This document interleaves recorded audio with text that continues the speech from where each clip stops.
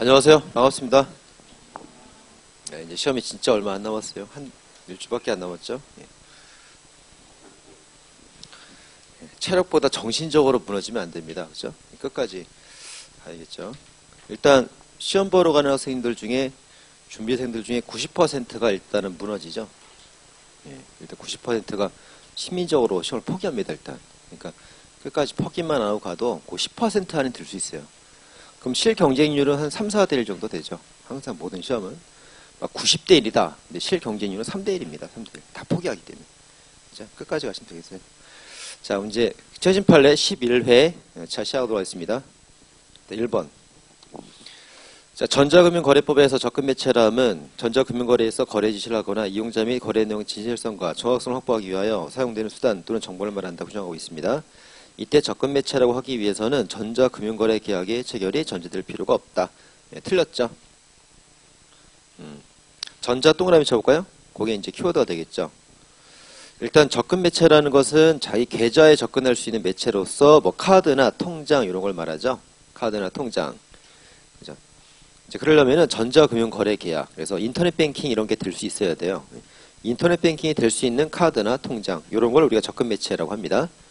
자, 왜냐하면 이 접근매체가 맨 앞에 전자금융거래법에 있잖아요. 그러니까 전자거래가 돼야 접근매체로 볼 수 있다 이런 판례입니다. 자, 이거는 뭐 이 문제는 나오면 틀리지 않겠죠? 맨 첫 번째 줄에서 전자금융거래법에서 말하는 접근매체니까 전자금융거래를 할 수 있어야 한다. 그렇게 보는 거잖아요. 그죠? 예, 틀리지 않을 겁니다. 이거. 예, 틀렸습니다. 그래서 전할 필요가 없다. 틀렸고요. 2번. 자, 이번 먼저 일단 출제가 됐었죠? 제헌법 종지 파생된 유치해석 금지 원칙과 국가보안법에 위촉할 때 블로그, 미니홈피, 카페 등 이름 개설된 사적 인터넷 공간에서 사적 인터넷 게시 공간에 게시된 타인의 글을 삭제할 권한이 있는데도 삭제하지 않고 그대로 두었다는 사정만으로 사적 인터넷 게시 공간의 운영자가 타인의 글을 국가보안법상에 소지하였다고 볼 수 있다. 틀렸죠? 너무 바빠서 삭제 못한 거죠? 자기가 가지고 있으려고 소지하고 있던 건 아닙니다. 틀렸습니다. 3번. 식품 판매자가 식품을 판매하면서 특정 구매자에게 그 식품이 질병치료 효능이 있다고 설명하고 상담하는 행위는 구 식품위생법에서 말하는 식품에 관해 의약품에 관한 혼동할 우려가 있는 광고를 했다고 볼 수 없다. 맞죠? 자, 상담과 광고는 서로 다르다 이런 판례죠. 광고라는 것은 불특정 다수를 상대로 TV, 신문, 전단지 이런 걸 광고라고 합니다. 상담이라는 것은 이제 특정한 한 사람을 대상으로 설명해 주는 거기 때문에 서로 다른 것이다 이렇게 봤어요. 그래서 상담하는 행위를 광고했다고 볼 수는 없습니다. 되게 다른 겁니다. 맞습니다. 자, 4번. 다른 사람 주민등록번호를 그 소유자 허락 없이 함부로 이용했다 할지라도 주민등록번호를 본인 여부 확인 또는 개인 식별 내지 특정 용도로 사용한 경우가 아니라면, 그죠? 아니라면 주민등록번호 부정사용죄는 성립하지 않는다. 맞죠? 예. 자, 우리 공문서 부정행사죄랑 비슷하죠? 그죠? 요런 죄랑 비슷합니다. 그래서 이 공문서 자체는 진정한 문서예요. 근데 사용 방법이 이제 잘못된 겁니다. 이렇게. 예, 그래서 요렇게 A에 타인이죠. 타인의 신분증이 있어요. 예, 남의 신분증. 신분증으로 대응되는 게 두 가지가 있죠. 주민등록증, 운전면허증. 그죠? 요건 이제 갑이 자신의 신분 확인을 위해서 요렇게 사용합니다. 자기 신분 확인을 위해서 이렇게 제시하고 사용해요. 그럼 남의 거에 대해서는 사용할 권한이 없는데 예, 이 신분증 자체는 진정한 것이고요. 그죠? 권한도 없이 그 신분증의 본래 용도로 이렇게 써줄 때 공문서를 부정해서 했다 이렇게 보잖아요. 예. 근데 만약에 이제 이 진정한 문서로서 남의 것을 권한 없이 사용했지만 자기 가족의 동의를 증명하는 용도로 사용하였다. 이런 거는 신분증의 본래 기능이 아니죠. 예, 신분증에는 자기의 이름만 나와 있지 그 주민등록증에 자기, 아버지, 어머니, 뭐 가족 그런 건 없단 말이에요. 신분증에. 그래서 신분증에 없는 기능을 사용하게 되면 죄가 되지 않죠. 예, 마찬가지입니다. 이것도. 주민등록 부정사용죄도 주민등록 번호의 그 기능은 뭐냐면 본래 기능은 신분 확인, 본인 여부 확인 기능입니다. 그래서 남의 주민등록번호로 그 본래 용도대로 신분 확인, 본인 확인 여부로 썼다면 부정사용이 되겠지만 그런 여부가 아니라 다른 용도로 썼다면 그러면 부정성주가 될 수 없다. 이렇게 보는 거죠. 맞는 지문입니다. 자, 이 사건은 이제 어떻게 썼냐면 그 학력을 조회하는 용도로 썼어요. 써보세요.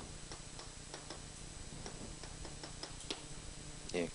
연세대학교에다가 그 학번이나 주민번호 얘기하고 이 사람이 여기 이 학교 졸업한 거 맞습니까? 이렇게 학력조회용으로 썼어요. 그죠? 주민번호의 기능은 학력조회 기능이 없습니다. 그죠? 그래서 다른 용도로 썼기 때문에 죄가 되지 않는다. 비슷한 취지의 판례 보시면 되겠습니다. 4번은 맞습니다. 자, 5번. 성을 사는 행위를 알선한 행위를 어불하는 자가 성민의 알선을 위한 종업원을 고용하면서 고용 대상자에 대하여 아동 청소년 보호를 위한 연령 확인 의무에 이행을 당하지 아니한 채 아동 청소년을 고용하였다면 적어도 성을 사는 행위 알선에 관한 미필적고 인정된다. 맞죠? 네, 나이를 확인하지 않았다면 미성년자인 걸 알고 있었다. 이렇게 보는 겁니다. 맞습니다. 6번. 재화 또는 용역을 공급받은 이가 매매계약에 따른 매입세금 계산서를 교부받은 이후 계약이 해제되어 수정세금 계산서를 교부받아야 함에도 공급자에게 다시 재화 또는 용역을 공급한 것처럼 매출세금 계산서를 발행한 경우 구 조세범 처벌법상 허위 매출세금 계산서 교부에 대한 범위가 인정된다. 이게 맞습니다. 특별한 노점 없고 맞는 지문이죠. 자, 그럼 7번입니다. 자, 7번부터 우리 14번까지가 그 횡령죄 절호미처 판결에 관한 논지가 쭉 연결됩니다. 7번. 선행위 처분으로 인하여 법익침해 위험이 발생함으로써 횡령죄 기소가 된 후 종국적인 법익침해 결과 발생하기 전에 후행 처분이 이루어졌을 때 후행 처분에 의가 선행위 처분에 의해서 발생한 위험을 현실적 법익침해로 완성하는 수단에 불과하다거나 그 과정에서 당연히 예상될 수 있는 것으로서 새로운 위험을 추구하는 것이 아니라면 후행 처분에 의는 불가월적 사후행위에 해당한다. 예, 맞죠?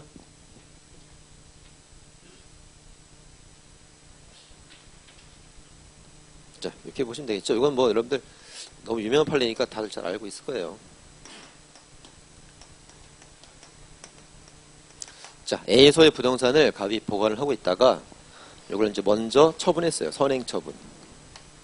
그다음에 후행 처분을 했습니다. 이렇게. 그렇죠?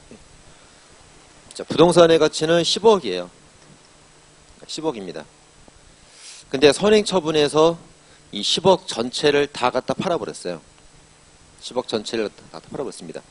그리고 나서 이제 한 3억 정도를 또 갖다 팔았다 이거예요. 그러면 이 전체를 다 갖다 팔았을 때,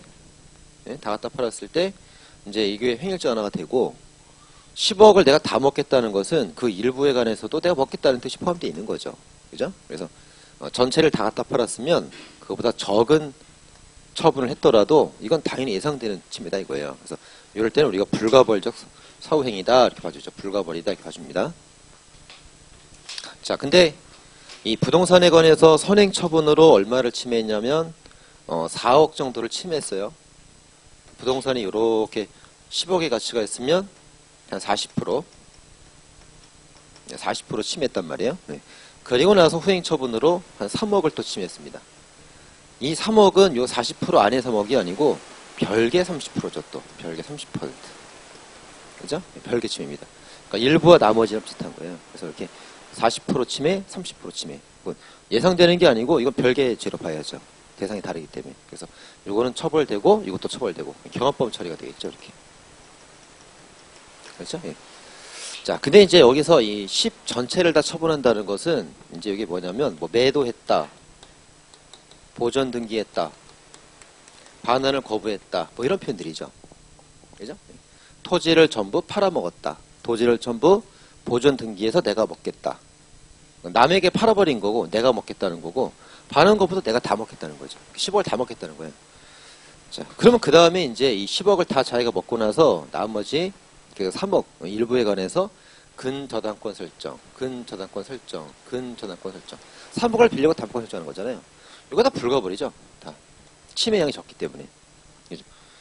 자, 근데 이제 이런 경우 4억을 빌리고 근저당권 설정, 3억 빌리고 근저당권 설정. 4억과 3억 대상이 다르단 말이에요. 이게. 그리고 4억에 관한 근저당권 설정을 했지만 그 다음에 10억 전체를 다 매도. 근저당권은 4억인데 반환 거부한 것은 10억 전부. 그죠? 그래서 이제 요 침해 대상이 요거 다르거나, 그죠? 똑같은 근 이렇게 나오거나, 그 다음에 밑에 게 더 큰 침해가 있을 때, 이럴 때는 실적 경합범이 되죠. 실적 경합범이 됩니다. 자, 그거 이해하고 나면 이건 뭐 되게 쉽죠. 그거만 잘 이해가 되면. 7번은 맞습니다. 8번. 그런데 후행처분행위가 이를 넘어서 선행처분행위로 예상할 수 없는 새로운 위험을 추가함으로써 위험을 증대시키거나 침해를 발생시킨 경우라면 횡령죄를 구성하지 않는다. 틀렸죠? 예. 새로운 침해가 추가되면 별도 횡령죄 성립하고 실적 경합범이 되는 겁니다. 틀렸어요. 자, 9번. 명의수탁자가 신탁받은 부동산 일부에 관해서 그 수용보상금지 일부 소비했고요. 나머지 부동산 전체에 관한 반환을 거부했습니다. 부동산 일부 40%, 나머지 부동산 60%.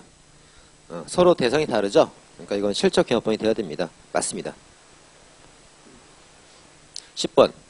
타인으로부터 명의신탁받아 보완주던 토지에 관하여 명의신탁자 승낙 없이 근저당권 설정 등기. 4억을 빌리고 근저당 설정해줬죠? 4억.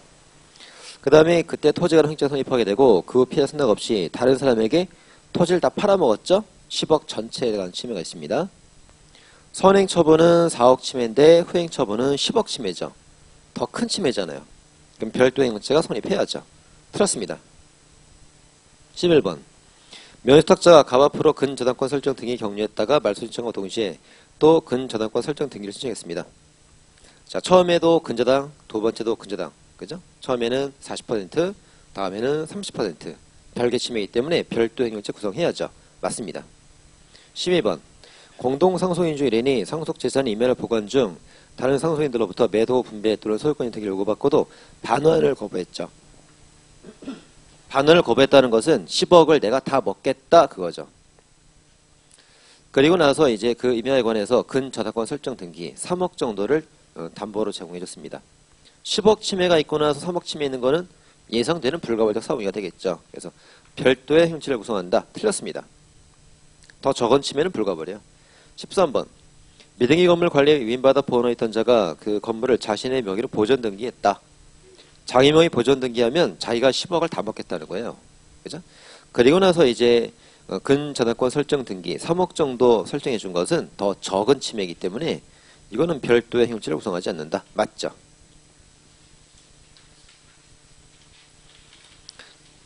(14번입니다) 명의신탁받아 보관 중이던 토지를 임의로 매각하여 매각 10억짜리 전체를 다 팔아먹었어요. 그리고 나서 매각 대금을 이용해서 다른 토지 취득하였다가 이를 제3자에게 담보로 제공했다. 3억을 빌리고 담보로 제공했으니까 더 적은 침해죠. 불가벌적 사후행위다 라고 해야 됩니다. 그래서 이건 틀렸네요. 별개명죄 구성한다. 틀렸죠. 자, 꼭 정리하셔야겠습니다. 큰 침해가 있고 나서 더 작은 침해는 불가벌. 똑같은 정도의 침해는 실적 경합범. 뒤에 게 더 큰 침해인 때에도 실적 경합범. 그죠? 그거 이해하면 뭐 10개 없죠. 이거. 자, 15번입니다. 자, 15번. 피고인이 평소 을이 자신의 일에 간섭하는 것이 기분이 나쁘다는 이유로 갑으로부터 취득한 을의 범죄 경력 기록을 같은 아파트에 거주하는 병에게 보여주면서 전과자다 이렇게 요구를 했어요. 명예훼손죄 고현성 인정된다. 틀렸죠? 자, 원래 이웃사람에게 말하면 고현성 인정되는 게 원칙적입니다. 예, 근데 그 이웃사람에게 말을 했는데도 고현성을 부정한 판례가 2개 정도가 있죠. 여기 나오는 같은 아파트 사건. 같은 아파트 사는 이웃에게 저 여자 전과자야 이렇게 말했죠. 그리고 피해자 병실 판례 있죠. 폭행죄 피해자 병실에 가서 네 아들 정신병 있더라 이렇게 말한 판례. 이거는 동네 사람이 거기 있었단 말이에요. 그래도 퍼져나갈 위험성이 적었다 이렇게 봤습니다. 이거 두 개 외우셔야 돼요. 그래서 그죠? 고현성이 없는 판례입니다. 틀렸고요. 16번. 도로관리청으로부터 권한을 위임받아 고속도로 과속단속 업무를 담당하는 피해자로부터 축조약을 의심받고 적재량 재측정을 요구받은 피고인이 이를 거부하고 고속도로 빠져나가고 있습니다. 근데 재측정을 시킬 목적으로 차량 올라탄 피해자를 그대로 둔 채 차량을 진행한 경우 원방지가 성립한다. 틀렸죠? 이 적재량 재측정 업무가 보호가치가 없다고 봤죠? 자, 이렇게 트럭 운전자가 이렇게 가고 있습니다. 이만큼 이제 물건을 사고 간단 말이에요. 그걸 이 사람이 측정하는 사람이에요. 고속도로 톨게이트에서 무게를 측정하는 사람입니다. 근데 이 사람이 축조작을 해서 이걸 몰래 속여서 이렇게 가고 있단 말이에요. 그때 이 사람이 할 수 있는 건 뭐냐면 재측정합시다. 요구할 수 있죠. 그럼 불응하면 어떻게 해요? 불응하면 이 사람이 체포해서는 안 되는 거예요. 이 사람은 그냥 측정하는 사람이기 때문에. 그래서 불응하면 뭡니까? 경찰에 신고해서 경찰이 와서 이걸 단속하게 한다거나 아니면 과태료 부과한다거나 범칙금 부과한다거나 그렇게 결할린 거죠. 자기가 경찰도 아니면서 이 사람을 막 체포하려고 하고 있잖아요. 이게 경찰도 아니면서 그죠? 그런 점에서 이 재측정을 요구한 A의 업무가 보호 가치가 없었다. 지가 경찰 행사하고 있잖아요. 그죠? 경찰도 아니면서 보호 가치가 없었기 때문에 이 사람이 그냥 출발해 버렸더라도 업무를 방해한 것은 아니다. 이렇습니다. 자, 적재량 재측정은 이제 이런 판례입니다. 그래서 경찰도 아니면서 경찰같이 체포하려고 했던 점에서 이 사람의 업무가 위법하다고 봤어요. 그리고 보호가치가 없다라고 봤습니다. 그래서 업무방해죄 안 된다 봤죠? 틀렸고, 자, 보호가치 없는 업무들 있죠? 의사, 임원, 중개, 성매매, 정지, 재측정. 6개 꼭 외우셔야 됩니다. 틀렸습니다. 자, 19번. 전국철도 노동조합이 파업 예고한 상태에서 파업 예정일 하루 전에 그 사용자인 한국철도공사 측 교섭위원회 갑이 산하차량 정비단 직원들을 상대로 설명회 등 특별교육을 실시하려고 하자 노동조합 간부인 피고인들 등이 진입을 막는 등 위력으로 업무를 방해한 경우 위 특별교육이 노동조합 운영에 대한 지배 개입 부당 노동행위로서 업무에 해당하지 않는다. 틀렸죠? 파업 예정일 하루 전에 그 회사 측에서 설명회 할 수 있는 겁니다. 우리 회사 입장은 이러이러합니다. 좀 봐주세요. 이렇게 설명할 수 있는 거기 때문에 노동쟁의에 대해서 부당하게 개입하려는 행동은 아니었다. 이렇게 봐서 보호 가치가 있는 업무였다라고 봤죠. 설명에. 틀었습니다. 18번. 갑상호저축은행 경영진인 피고인이 영업정지 임박한 상태에서 갑저축은행에 파견되어 있던 금융감독원 감독관에게 알려주지 아니한 채 영업 마감 후에 특정 고액 예금 채권자들에게 영업정지 예정 사실을 알려주었습니다. 그래서 예금 인출되도록 함으로써 파견 감독관의 상시 감독 업무를 방해한 경우 위기에 해당하지 않는다. 틀렸죠?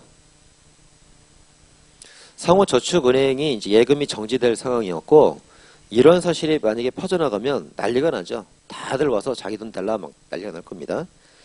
자, 이렇게 이제 그 예금 정지를 담당하는 사람이 바로 파견 감독관이에요. 예, 파견 감독관이 이걸 딱 업무를 보고 있단 말이에요. 그런데 이걸 자기랑 친한 예금 채권자들에게 다 알려줘서 예금이 싹 인출되도록 해버렸죠. 그래서 파견 감독관의 업무를 위계로 방해하였다라고 봤습니다. 예, 틀렸습니다. 자, 19번. 자, 19번은 좀 중요한 판례입니다. 20번으로 연결돼요. 절도죄에서 절취와 불법행위에서 이미 어떤 물건을 점유자 의사에 반하여 취하는 행위가 결과적으로 소유자 이익을 위한다는 사정 또는 소유자의 추정적 승낙이 있다고 볼만한 사정이 있더라도 그래도 별다른 특별한 사정이 없다면 불법 영득의사가 인정이 된다. 맞습니다. 그죠? 자, 원래 절도죄가 타인 소유, 타인 점유를 침해하는 죄죠. 근데 소유자가 승낙을 했다 이거예요. 추정적 승낙이 인정된다 이겁니다.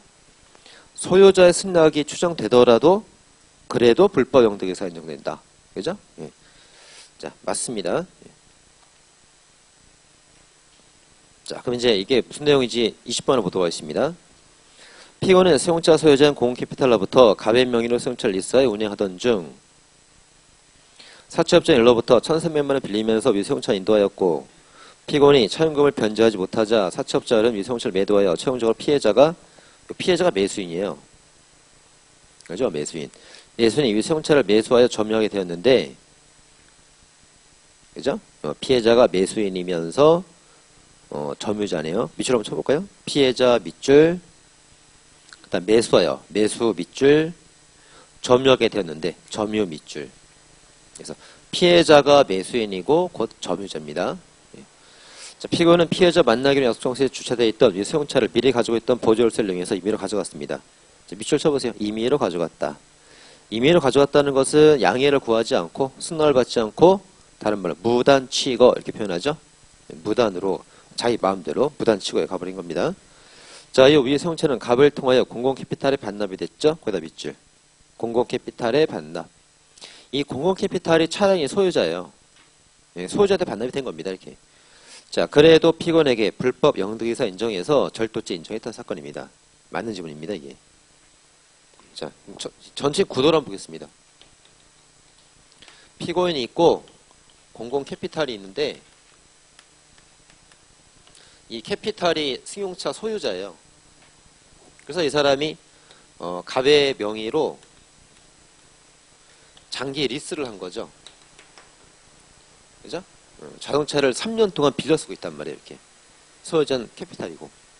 근데 이제 돈이 필요하니까 이걸 사채업자를 통해서 이렇게 피해자에게 팔아버렸단 말이에요, 이렇게. 팔아서 이 사람이 이제 이 자동차를 매수한 매수인이고, 이 사람이 자동차를 점유하고 있습니다, 이렇게. 이 사람이 점유하고 있단 말이에요, 자동차를. 그렇죠? 그럼 피고인 입장에서 볼 때 이제 자동차 소유자는 캐피탈이고 점유자는 이 사람이고, 그죠? 그래서 원래 절도죄라는 게 타인 소유, 타인 점유를 침해한 죄잖아요, 그죠? 근데 이 사람이 가지고 있던 자동차 어떻게 했습니까? 무단치거했죠. 그렇죠? 승낙을 받지 않고 이제 몰래 훔쳐왔잖아요. 그래서 타인 점유를 침해한 점이 인정이 돼요, 일단. 근데 문제는 이렇게 취거한 다음에 이걸 어떻게 했습니까? 이렇게 캐피탈 측에 반납했죠. 반납했죠. 그래서 자기가 가지려고 훔쳤다기보다는 소유자에게 돌려주라고 훔쳤단 말이에요. 그죠? 그래서 이 사람 소유권에 관한 침해가 없단 말이에요. 이렇게. 그죠? 소유자를 위해서 했기 때문에. 남의 소유권을 위해서 했으면은 도둑질로 보기 힘든 면도 있는데, 판례는 그래도 수단이 불법하다는 이유로, 그죠? 판례는 수단이 불법설이죠. 수단이 불법하기 때문에 절도죄 불법 영등에서 인정된다라고 봐서 절도죄로 처벌했습니다. 아시겠죠? 그래서 소유자에 관한 침해가 없더라도 타인 점유 침해가 있고 수단이 불법한 임의치고가 있다면 절도죄가 인정된다, 이렇게 봤던 판례입니다. 중요한 판례예요. 맞습니다. 자, 21번. 형법 337조는 강도가 상해하거나 상해 한 때 무기치료상 징에 처한다고 주장하고 있는데, 강도 상해죄의 강도는 형법 334조 특수강도죄도 포함된다. 당연히 맞죠. 자, 우리 여기서 알아야 될 건 이겁니다. 자, 강도하고 특수강도, 준강도, 이 세 개는 다 다른 범죄죠. 다 구별해야 됩니다. 이거는 333조, 334조, 335조 조문이 달라요. 그래서 다 다른 범죄입니다. 그래서 준강도죄를 강도죄다 그러면 오답이에요. 틀린 겁니다. 이거 다 구별해야 됩니다, 이건. 근데 이제 강도로 상해를 입혔다, 특수강도로 상해를 입혔다, 준강도로 상해 입혔다, 이때는 다 똑같이 보죠, 그냥. 조문이 하나이기 때문에. 강도상해죄 조문이 하나이기 때문에 다 똑같은 범죄로 봐서 뭐로 합니까? 그냥 강도상해죄다 이렇게 말을 합니다. 그렇죠? 이건 구별하지 않습니다. 자, 그 판례입니다. 그래서 강도상해죄 강도는 특수강도도 되고 중강도도 되고 인질강도도 되고 다수강도도 되고 누가 있거나 죄면 강도상해죄가 된다. 맞는 말 되는 겁니다. 자, 22번. 자, 형법 334조 1항의 특수강도. 이게 바로 뭡니까? 야주강이죠. 야간 주거침입 강도죄입니다. 야주강이 성립할 경우 주거침입죄는 별도로 처벌할 수 없고, 형법 334조 특수강도에 의한 강도상에 성립할 경우에도 별도로 주거침입죄를 처벌할 수 없다. 맞죠? 이 안에 들어가 있으니까 맞습니다. 뭐 더 설명할 필요 없죠? 맞습니다. 23번. 자, 키워드가 보세요. 유치권 신고죠. 유치권 신고는 소동사기 희생착수가 부정되죠. 틀렸습니다. 이거 정답 나왔죠. 유치권의 경매 신청 판례 있습니다. 경매 신청한 사건은 소동사기 희생착수 인정했고, 경매 신청은 인정했고, 단순한 신고는 부정했고, 꼭 비교하시겠습니다. 틀렸습니다. 24번. 진조한 임차권자가 아니면서 허임대차 계약서를 법원에 제출하여 임차권 등기 명령을 신청했다. 이것도 소동사기희생착수가 된다고 봐야 된다. 맞죠? 맞습니다. 자, 소동사기는 잘 나오니까 한번 해볼까요? 소송을 제기하면 재판을 청구하는 거죠. 사기죄 실행착수가 인정됩니다. 소재기랑 똑같이 보는 게 뭐가 있어요? 지급, 명령, 신청. 또 재판 청구하는 거죠. 그 다음에 임차권, 등기, 명령, 신청. 이것도 다 재판 청구하는 것들이에요. 그리고 유치권에 기해서 경매 신청. 경매도 경매법원에 신청하는 거죠. 경매법원에 재판 청구하는 겁니다. 그래서 다 재판을 청구하는 거예요, 전부 다. 그래서 다 그 인정됩니다. 자, 그런데 이제 여기서 비슷한 게 기한 미도의 채권으로 기한 미도의 채권으로 지급 명령을 신청하였다. 이것은 이 채권 자체는 진실한 채권이었기 때문에 사기죄가 아니다. 이렇게 봤었죠. 그리고 이거 유치권에 대해서 저도 유치권자입니다. 이렇게 신고하는 것은 재판 청구가 아닙니다. 이거 경매 신청은 경매 법원에다가 재판을 청구하는 건데 이 신고는 이 소송을 제기하는 게 아니고요. 법원 직원한테 자기 권리가 있다 신고만 하는 거예요. 그래서 이건 시행착수가 없죠. 그 다음에 사기죄 시행착수 안 되는 것들 뭐 잘나온 것들 뭐가 있습니까? 또 기타 가압류 신청 이건 소송 제기가 아닙니다. 소송 제기 전에 하는 재산 보전 절차예요. 그리고 사자나 허무인 대상으로 신청하는 경우 사자나 허무인은 주거나 세상에 없는 사람이기 때문에 그 부동산이나 어떤 목적물의 소유자가 될 수 없어요. 소송 제기해봤자 얻을 게 아무것도 없습니다. 이런 사람들 비슷한 사람들이 있어요. 공모자를 상대로 소를 제기했다. 그리고 권한 없는 사람을 상대로 소를 제기했다. 전부 다 마찬가지죠. 전부 다. 그렇죠? 소송 상대방이 죽었거나 세상이었거나 자기랑 공모한 자이거나 권한이 없는 사람이에요. 실제 그 부동산의 소유자가 아니란 말이에요. 소유자가 아닌 엉뚱한 사람을 상대로 소를 제기했기 때문에 사기죄 넣을 수 없죠. 그다음에 또 하나 화해가 있죠. 재판상 화해. 재판상 화해를 했다는 것은 법원을 속인 게 아니고 원고 피고 자기들끼리 화해하고 손잡고 악수한 겁니다. 그러니까 송사가 될 수가 없죠. 자, 이런 것들은 굉장히 기본적인 판례들이죠. 근데 이제 시험에 가까울수록 기본적인 거를 더 잘 보고 들어가셔야 돼요. 그래서 쭉 한번 정리해봤습니다. 처음 듣는 거 없죠, 여러분들? 네, 다 알던 것들이죠. 네. 자, 24번 맞고 25번.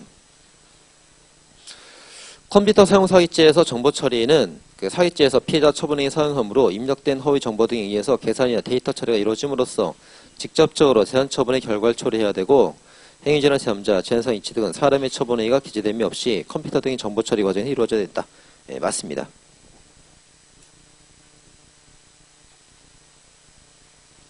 그래서 컴사와 사기를 비교하는 거죠.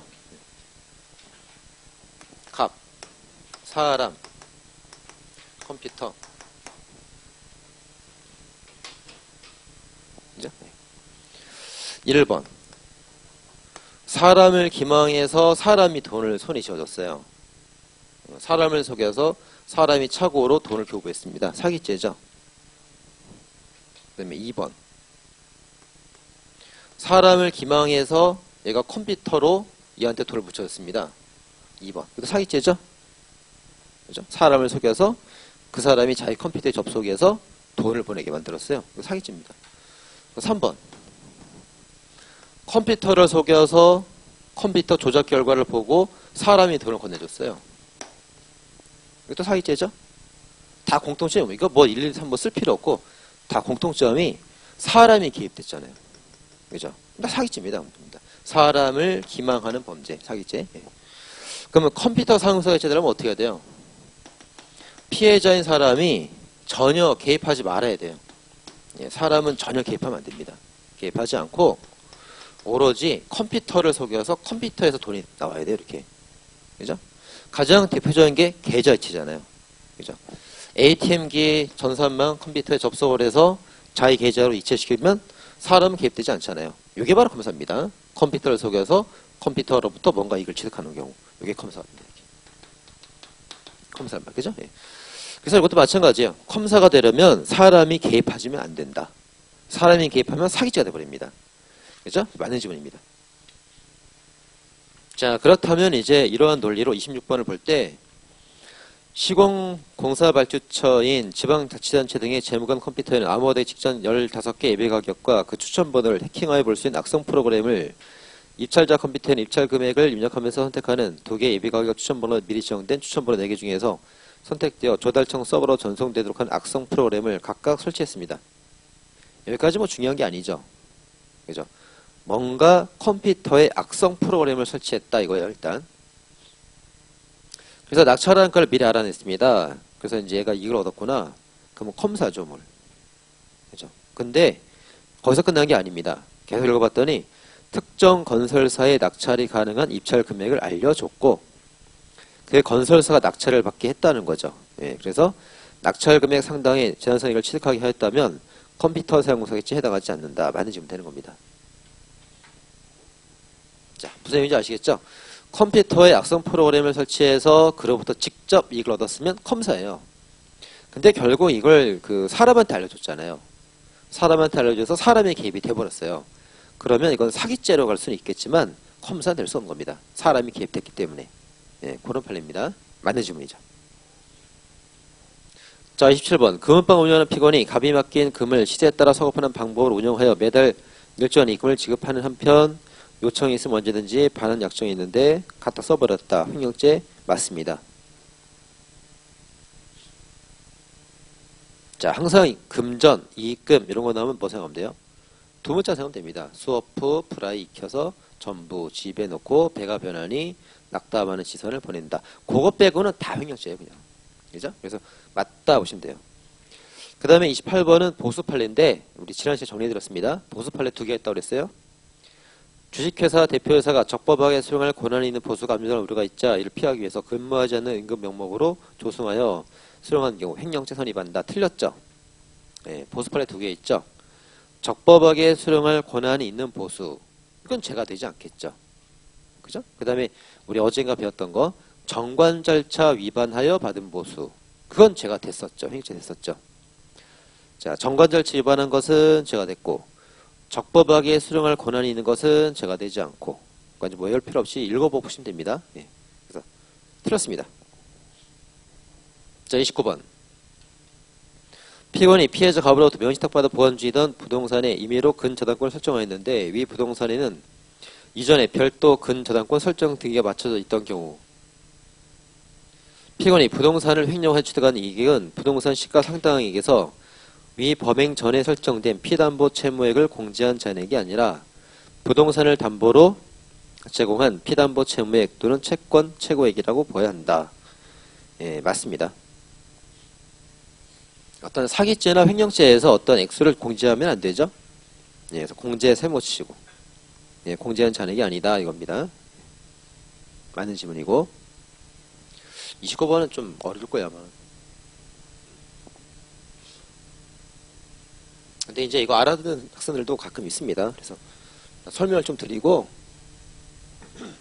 잘 못 알아들으면 그냥 공제세 뭐 공제하면 안 된다. 거길 포인트 잡으시면 돼요. 자, 보겠습니다. 자, A소에 부동산이 있어요. 이게 10억짜리예요. 근데 이 사람이 이제 B한테서 이렇게 이제 3억을 빌리면서 부동산을 담보로 딱 제공한 거예요, 이렇게. 그죠? 10억짜리 중에서 이제 이걸 담보로 잡혀 3억 빌려왔어요. 전 10억짜리인데. 그럼 30%는 이제 B가 딱 가지고 있는 겁니다, 이렇게. 그렇죠? 자, 그리고 나서 이걸 이제 갑이 보관하고 있다가 또 처분했단 말이에요. 이번엔 얘가 이제 C한테 돈을 4억을 빌리면서 4억을 빌리면서 이거를 담보로 제공한 겁니다. 이렇게. 이게 제가 된단 말이에요. 이게 제가 되는 겁니다. 그럼 이제 여기 40%에 대해서 이제 담보 제공해서 제가 되는 거죠. 그죠? 이제 뭐 이런 구조예요. 그래서 10억짜리를 3억에 담보 잡히고 그 다음 이 나머지 부동산을 4억에 또 담보 잡혔는데 요게 형체가 됐다 이거예요. 형체가 된 겁니다. 이건 소유자가 자기 거 담보 잡혔으니까 이건 쟤는 안 되고 요게 제가 되는 거예요 이게. 그죠? 자, 그러면 이제 여기서 갑이 횡령죄로 처분한 재산은 얼마냐 이거예요. 얼마냐?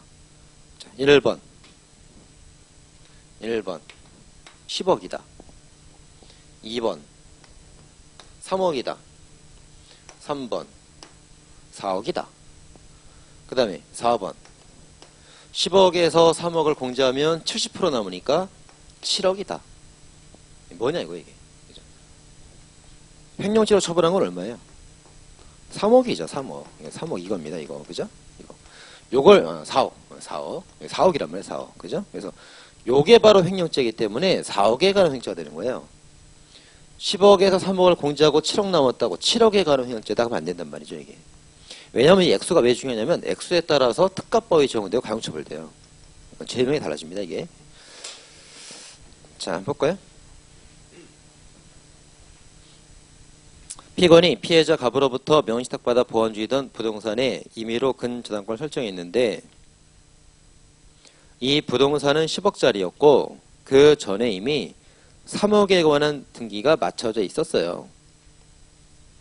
그죠? 그럼 남은 가치는 7억 남아있단 말이에요.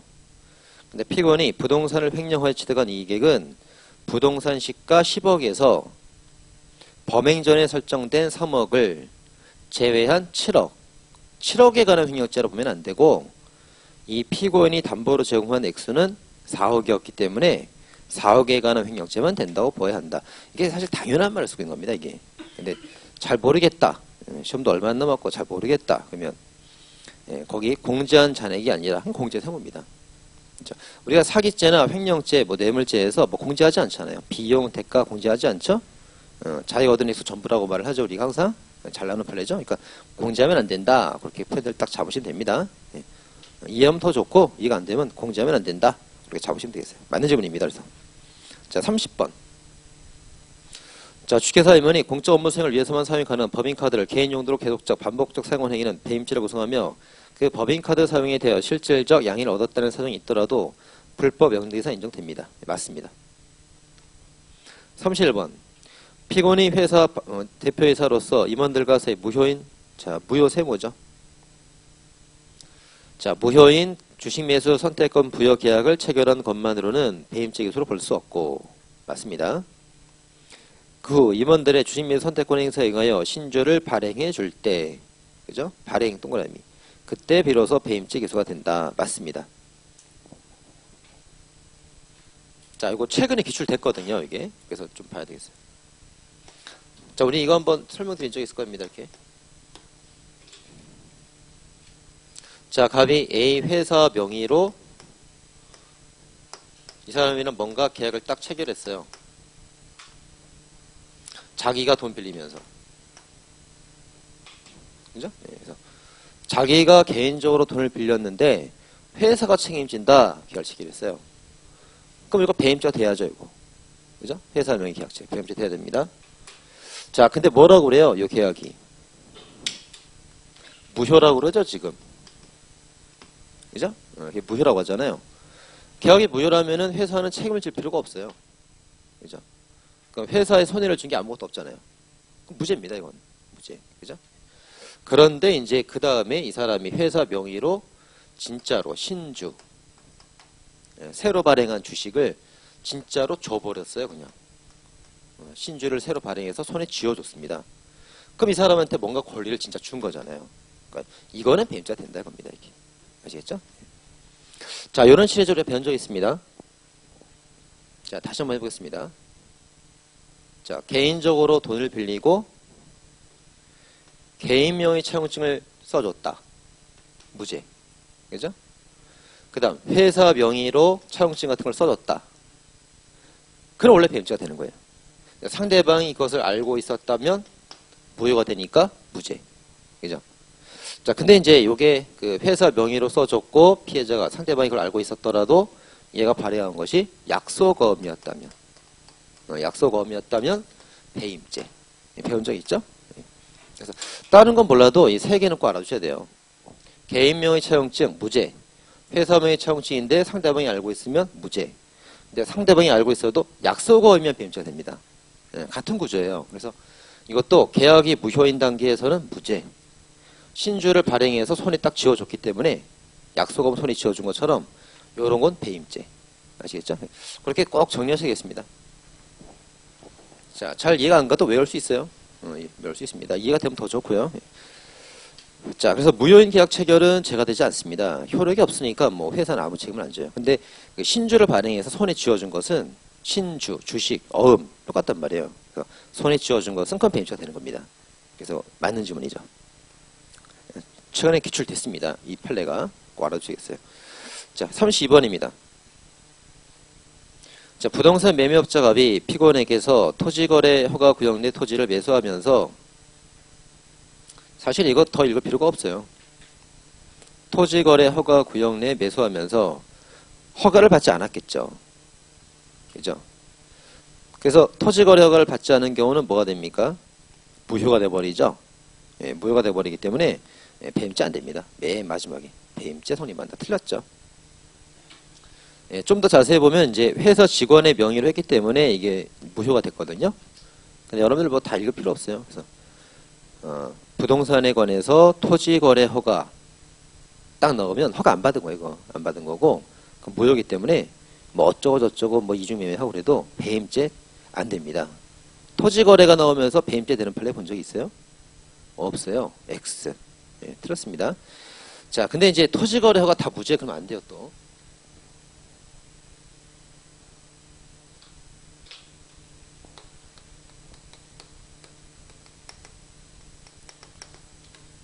예, 토지거래 허가 구역이다. 근데 허가를 안 받았으니까 지금 법원까지 왔을 거 아니에요. 그죠? 예, 허가를 받지 않은 거예요. 그게 무효란 말이에요. 예, 무효. 자, 그래서 이제 이중으로 뭐 매매했다던가 뭐 등기를 해주지 않았다던가 그래도 이제 배임죄는 나오지 않습니다. 예, 무효인 계약은 지킬 필요가 없어요. 예, 배임 배신이잖아요. 배신. 그래서 무효인 계약에 대해서는 배신했다고 보지 않습니다. 효력이 없으니까 배임죄 안 돼. 자, 근데 이제 뭐가 있냐면 우리 그런 거 있잖아요. 그 등기 원인을 잘못 기재한 경우, 등기 원인을 뭐 매매로 가정했거나 증여를 명의신탁으로 이제 가정했다거나 등기 원인 잘못 기재한 경우, 이럴 때 이제 공정증서 원본 부실 기재죄 이건 성립하지 않죠? 원래 성립하지 않습니다. 다. 근데 예외적으로 등기 원인을 잘못 기재했더라도 이 공정증서관한죄가 되는 판례가 딱 하나 있단 말이에요. 그게 뭐냐면 저거죠. 토지 거래 허가를 처음부터 잠탈할 목적으로 등기 원인을 잘못 기재했을 때 이땐 공정증서관한죄가 됩니다. 이거. 그래서 이거 이제 우리 경찰 채용에 출제됐죠. 재학년에 2차 때 박스로. 그죠? 그래서 자, 다시 결론. 토지거래 나오면 이제 뭡니까? 배임죄 안 돼요. 무효라서 그렇습니다. 토지거래 잠탈 목적, 토지거래 안 받았던 이거예요 또. 토지거래 허가를 받지 않았다. 이때 뭡니까? 허가도 받지 않은 걸 허가받았다고 등기 후에 잘못 기재하는 것은 공정증서 원본 부실기재죄 이건 돼요. 아시겠죠? 자, 다시 토지거래 허가 나왔습니다. 배임죄는 안 돼요. 공정증서죄는 됩니다. 두 개 꼭 비교하십니다. 아시겠죠? 그거 두 개 헷갈려서 자꾸 틀리는 학생들이 있는 것 같아요. 자, 둘 다 잘 나오는 판례들입니다. 자, 32번 틀렸습니다. 그래서 배임죄는 안 됩니다. 자, 33번. 폐가로서 지붕 문짝 창문이 없고 사람이 기거할 수가 없어요. 사람이 살 수 없으면 그건 건조물이 아니잖아요. 그죠? 건조물이 아니기 때문에 뭐가 됩니까? 일반 물건에 해당한다. 맞죠? 네, 맞습니다. 자, 이것도 순서대로 보는 거죠, 우리가? 위조죄. 이거 한번 한 것 같은데. 유통성을 갖추고 있느냐? 유통성을 갖춰야 통화잖아요. 그죠? 그래서 통화. 통화에 관한 죄가 안 되면 그다음 뭐가 되는 거예요? 유가증권. 그죠? 뭐 수표 뭐 이런 거. 수표 상품권 이런 유가증권. 유가증권도 아니면 뭐가 됩니까? 문서가 되는 거죠? 또는 도화가 되는 겁니다. 그죠? 문서나 도화도 아니면 뭐로 가는 거예요? 그때 인장에 관한 죄나 서명에 관한 죄로 갈 수 있는 거죠, 이렇게. 그죠? 이렇게 됩니다. 딱 판례들이 다 있죠. 우리 최근 판례 뭐 배웠습니까, 이거? 통화로서 유통성을 갖추지 못했다 하더라도 통화에 관한 죄가 성립하지 않더라도 문서나 도화에 관한 죄는 성립할 수 있다. 이거 배웠어요, 최근 판례로. 그 다음에 문서에 관한 죄가 성립하지 않을 때 인장이나 서명에 관한 죄는 될 수 있다. 다 배웠습니다, 우리가. 자, 그 다음에 이제 방어죄입니다.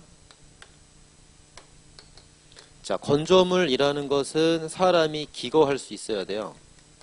사람이 살 수 있어야 건조물이지. 그죠? 그럼 건조물이 아니라고 해서 무죄라고 하면 안 되고 일반 물건으로 가게 되는 겁니다, 지금. 그래서 그게 이제 지금 이 판례죠. 기거할 수 없어서 건조물이 아니니까 일반 물건 방아죄로 가야죠. 이렇게 그러니까 단계별로 가야 된다. 아시겠죠? 예, 그런 판례입니다. 자, 32번. 33번. 거주할 수 없으니까 건조물은 아니지만 또 무죄로 할 수는 없고 물건은 될 수 있잖아요. 물건 방아죄로 할 수 있는 겁니다. 맞는 질문이죠. 자, 34번. 자생신물은 조선공사 감리업체 책임감리원인 갑이 이 공사를 감독하는 담당 공무원들과 공모하여 허위 내용의 준공 검사 어조를 작성하였다. 자, 쭉 봐서 허위 공문서 작성죄 선입한다. 맞죠? 뭐 공문서 나오고 거짓말 쓰면 다 죄가 됩니다. 자, 근데 거짓말인 것처럼 보이는데 거짓말 아닌 것들 중요한 거 있다고 그랬어요. 선생님은 견과류를 먹어도 죄가 되지 않는다. 견과 죄가 되지 않는다. 이거 꼭 해야 된다고 그랬죠? 영엄용 판례 위작이 아니다 이렇게 봤고 퍼가 이건 건축허가죠. 과세표준 이것은 허위 작성이 아니다 이렇게 봤죠. 그렇죠? 이거 왜 이렇게 봐요? 사실에 거짓인 것은 아니고 법을 적용할 때 잘못 적용한 것들입니다. 전부 다. 그래서 제가 안 된다. 그래서 영어, 견과 제가 되지 않는다. 중요한 판례들입니다. 근데 준공검사는 여기 없잖아요. 그러니까 이거는 이제 제가 된다 하시면 되겠습니다. 맞는 질문입니다. 35번 소견서 우리가 배웠죠? 한번 정리해드린 적 있죠? 입퇴원 확인서는 간호사가 쓰는 거니까 진단서가 아니고 소견서는 의사의 소견서예요. 그건 진단서입니다. 맞습니다. 그래서 맞다. 36번 공정증서에 관한 죄에서 부실한 사실이란 권리의무관계 중요한 의미를 갖는 것을 말한다. 맞습니다. 또 공문서 중에서 중요한 문서를 공정증서 그러잖아요. 그러니까 중요한 공문서 중에서도 권리의무의 중요한 문서를 우리가 공정증서다 이렇게 말합니다. 맞습니다. 37번 부동산 거래 당사자가 거래 가액을 시장 등의 거짓으로 신고해 신고필증 받은 뒤 이를 기초로 사실과 다른 내용의 거래 가액이 등재되도록 했다. 가액 세모. 토지를 사지도 않고 샀다고 막 거짓말을 하거나 그러면 죄가 돼요. 근데 토지를 사긴 샀거든요. 사긴 샀어. 근데 거래 가액에서 조금 차이가 있었던 거죠. 그죠? 3억에 사놓고 2억 9천만 원에 샀다. 가격에 좀 차이가 있을 뿐이지 사긴 샀단 말이에요. 실제로. 그래서 죄가 되지 않습니다. 이거. 가액에 약간 거짓이 있더라도 거짓말을 기재한 것은 아니다. 입니다. 그래서 맨 마지막에 공전자에 관한 뭐 죄가 된다. 틀렸어요. 네, 가액 정도는 죄가 되지 않습니다. 가액 세모. 이것도 최근에 출제가 또 됐습니다. 네, 가액 금액 조금 차이 난다고 해서 죄가 되는 건 아닙니다. 네, 세모입니다. 틀렸습니다. 자, 38번. 자, 권력기관, 행정기관, 단체, 장이 징계를 집행하지 못할 장애가 전혀 없는데도 징계 의결서를 통보받은 날로부터 법정 시한이 지나도록 집행을 유보하는 경우. 자, 잘 봐야 되는데 그러한 유보가 직무에 관한 의식적 방임이나 포기에 해당한다고 볼 수 있는 경우에 하나여 밑줄 하나여 밑줄 그런 경우에만 하나여 죄가 되는 겁니다. 맞는 질문이죠. 항상 죄가 된다는 건 아닙니다. 근데 그런 경우에 하나여 죄가 된다고 했어요. 그럼 바꿔 생각하면 그런 경우가 아니라면 그럼 죄가 안 되는 거예요. 그죠? 딱 제한이 다 걸려 있는 겁니다. 자, 한번 보겠습니다. 그러면.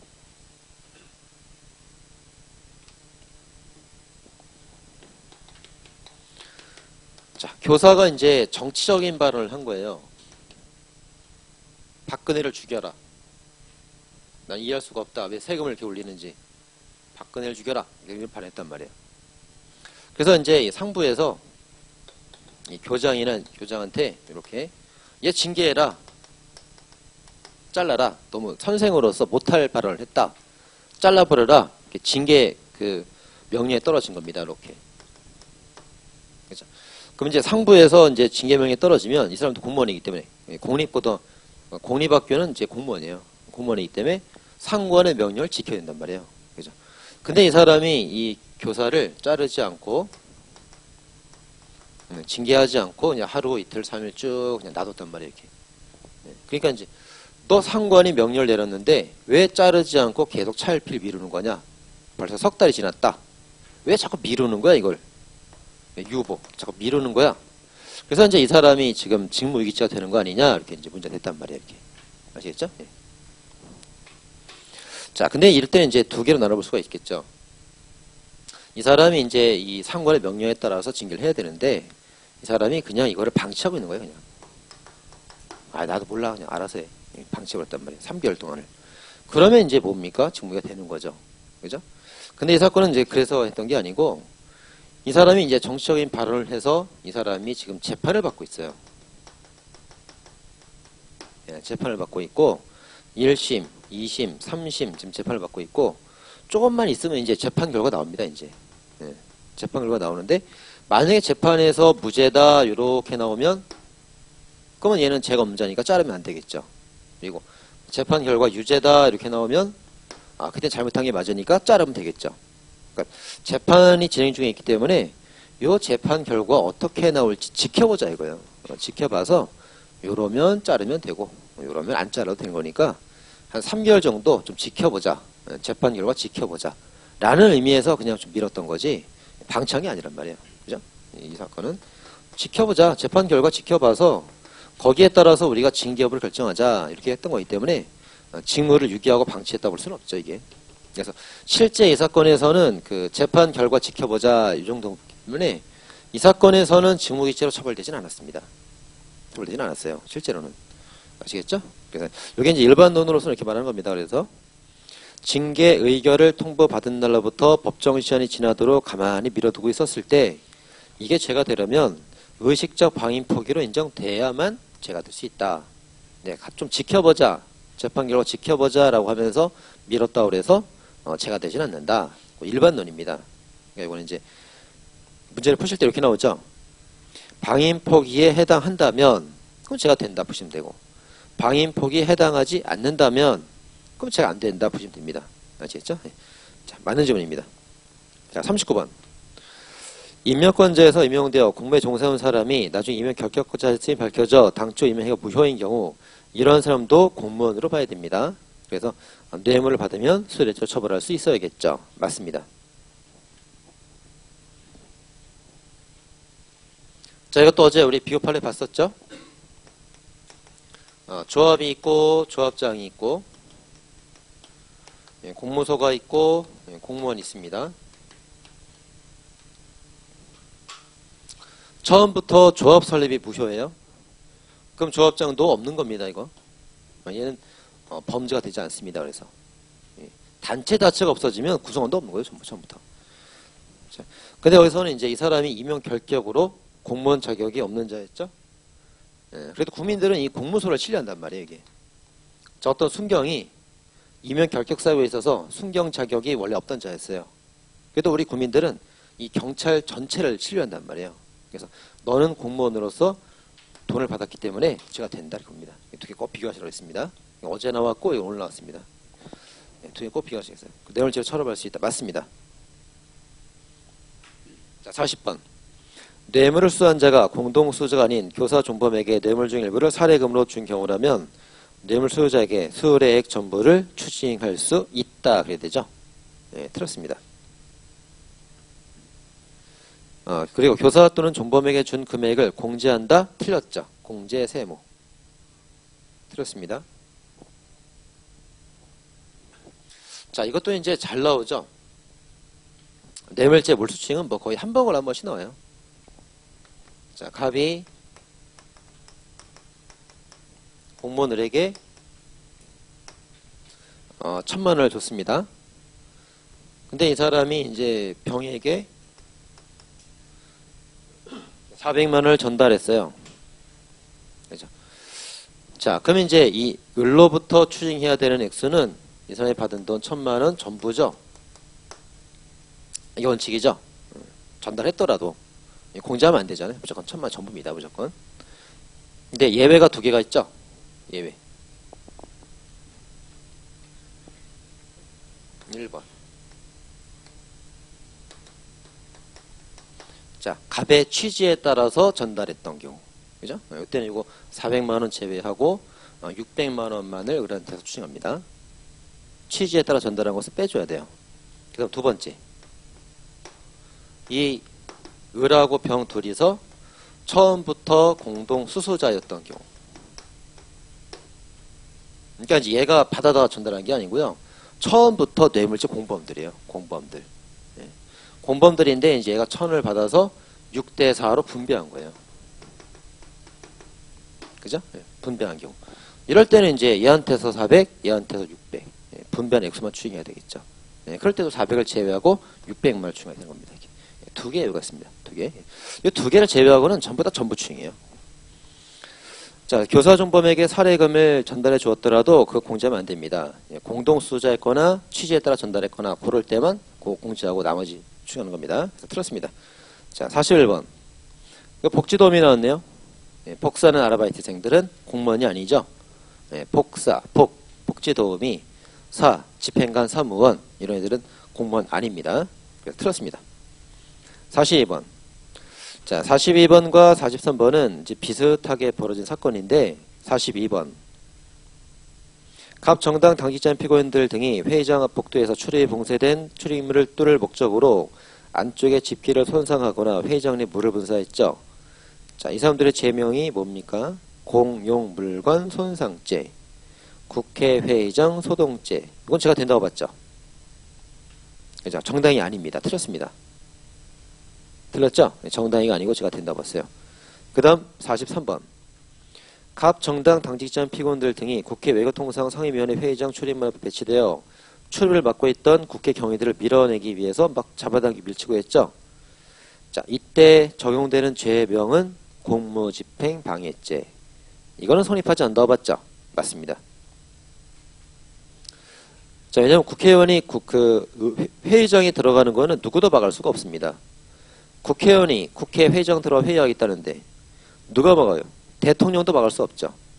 그래서 경위가 이것을 막고 있는 행위는 위법한 직무집행이다 라고 봤습니다. 그래서 이걸 여기에 대한 방어를 하더라도 방해지 안 된다 이렇게 봤습니다. 자, 맞습니다. 44번. 굉장히 중요한 판례죠 이거. 네, 작년에 넣은 판례 중에 5개를 꼽아라. 그럼 그 안에 들어가요. 굉장히 중요한 판례입니다. 벌금 이상 흉에 달하는 죄를 범하고 도피하던 피고인이 공소외인에게 자기 친구겠죠. 자동차로 이동시켜달라고 요구하거나 대포폰을 구해달라고 요구했어요. 범인 도피 교사범에 해당하지 않는다. 맞습니다. 그러니까 자기가 범인이고 도망가려면 차도 필요하고 대포폰도 필요해요. 그래서 이건 자기가 도망가면서 자기가 자기를 도피시키는 행위에 불과했다. 이렇게 본 겁니다. 그래서 대포폰, 차량 이동 이 정도만으로 제가 되지 않습니다. 굉장히 중요한 판례입니다. 맞는 지문입니다. 45번. 신고 사실에 진실성을 인정할 수 없다는 점만으로 허위 사실이라고 단정하여 무고죄 성립을 인정할 수 없고 이는 그 수표 금액 지급 등을 면할 목적으로 거짓 신고하는 부정수표 단수법도 마찬가지이다. 맞습니다. 뭐 특별한 내용은 없죠. 자, 무고죄관에서 인정을 할 때는 진실성을 인정할 수 없다. 이런 소극적 증명으로는 될 수 없잖아요. 적극적 증명이 있어야 되는 거죠. 자, 이것도 잘 나오죠. 무고죄에서. 자, 법관이 있고 검사가 있고 피고인이 있는데 이 사람이 무고죄 피고인이에요. 지금. 예, 무고죄를 저질렀다는 피고인으로 재판을 받고 있는 겁니다. 이렇게. 자, 이 사람이 무고죄가 되려면 무고죄 고의가 있어야 되잖아요. 고의. 근데 이때 고의는 이제 확실하게 거짓말이란 확신을 가지고 신고했던 경우 확정적 고의. 근데 이거 거짓말이 아닐까? 의심을 가지는 미필적 고의. 둘 다 우린 고의라고 보죠. 둘 다 이제 무고죄 고의 인정되는 겁니다. 자, 근데 이 사람에 대해서 이제 이렇게 그 무고죄에 대해서 검사가 증명할 때, 검사가 증명할 때는 적극적으로 법관에게 확신을 줄 정도로 확실한 증거를 대야 돼요. 그래야만 무고죄로 인정받습니다. 근데 소극적으로 그 진실일까 아닐까? 법관에게 의심을 줄 정도의 증명으로는 무고죄를 증명하지 못했다 이렇게 보는 거죠. 그래서 고의의 경우는 의심을 가져도 고의가 인정되는데 증명의 정도는 확신을 줄 정도의 증명을 해줘야만 됩니다. 이게 꼭 비교해서 보셔야 됩니다. 이거 증명의 정도. 고2의 정도. 그래서 이게 이제 다 똑같은 거예요. 그래서 이런 그 내용이 부정수표, 단수표에도 적용된다. 그래서 이걸 증거를 댈 때 거짓말이라는 확신을 줄 정도의 증거를 대야만 하고 진실성을 인정할 수 없다. 진실인지 거짓인지 의심을 주는 정도는 부족하다 이겁니다. 많은 지문입니다. 이것도. 자, 경강기출 문제 보도록 하겠습니다. 자, 46번. 자, 해방 감경 규정이에요. 자, 해방 감경 규정은 두 문자 있습니다. 자, 사람을 납치해서 인상 쓰도록 강요했다. 사람을 납치해서 인상 쓰도록 강요했다. 약취죄는 뭐 다 들어가는 거죠. 약취, 유인, 수수, 은닉, 인신매매, 이쪽 범죄 다 들어가는 겁니다. 이렇게. 약취해서 인상 쓰도록 강요했다. 자, 그래서 이제 46번 틀렸는데 뭐가 틀렸냐면 체포감금 X, 인질강도 X, 인질강요해죠. 인질강요해입니다.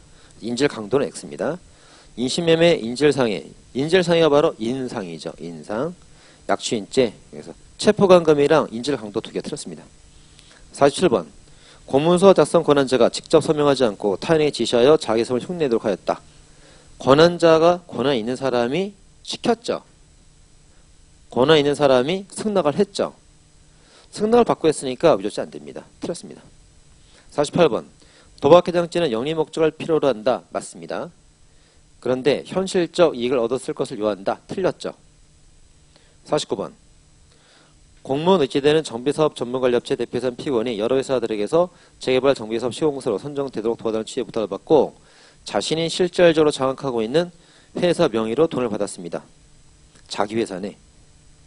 그럼 자기가 직접 돈 받은 거네. 그죠? 제3자가 받은 게 아니죠. 그래서 제3자 뇌물 공여죄 틀렸죠. 단순 수뢰죄가 된다라고 해야 됩니다. 틀렸습니다. 50번. 강도 고의 가진 정범이 예비에 거쳐 강도 입지 성립한다면 예비 단계에서 지회 내부 평면도 재건을 방조 행위는 종범에 해당한다. 틀렸죠. 자, 전부 다 경강기출이고 다 여러분들 강의 다 들었죠? 무료 강의니까. 네, 한 번 더 확인하라고 쭉 넣는 거예요. 자, 갑이 강도 예비죄가 됐습니다. 강도 예비죄가 됐죠? 근데 예비 단계에서 중지했어요. 네, 그때 우리 판례는 중지미수 부정하죠, 이거. 예비의 중지 부정하잖아요, 판례가. 그리고 을이 이 갑에게 가담했습니다. 그래서 예비에 가담하는 공동정범은 될 수 있다고 보죠. 근데 예비에 대한 방조범은 될 수 없죠. 이거 추측된 겁니다. 이거. 굉장히 쉬운 거죠. 다 누구나 알고 있는 내용입니다. 틀렸습니다. 한 번 더 확인을 얻어놨어요. 예비에 대한 종범 넣을 수 없잖아요. 틀렸고. 51번. 과실에 의한 예비나 과실 범의 예비는 다 불가불 맞습니다. 자, 됐고. 제가 이제 그 1개년 판례, 최신 판례 강의를 쭉 했었는데, 작년 12월 달에 1개년 판례 강의를 했었거든요. 이기잼에서. 네. 뭐, 들으셨던 분도 있고, 그럴 텐데. 그 다음에 이제 2012년 12월 달에 강의하고 나서, 작년 12월 말, 그리고 올해 1월 달에 그 새로운 판례들이 또 몇 개 나왔어요. 한 30개 또 추가로 나왔습니다. 그죠? 네, 내일 그 추가되는 판례까지 다 넣어서, 내일이 이제 마지막 날이죠? 내일 이제 마지막 하고, 종강하도록 하겠습니다. 내일 토요일이지만 끝까지 열심히 하셔야 돼요. 내일도 꼭 나오셔야 됩니다. 오늘 수업은 여기서 마치도록 하겠습니다. 수고하셨습니다.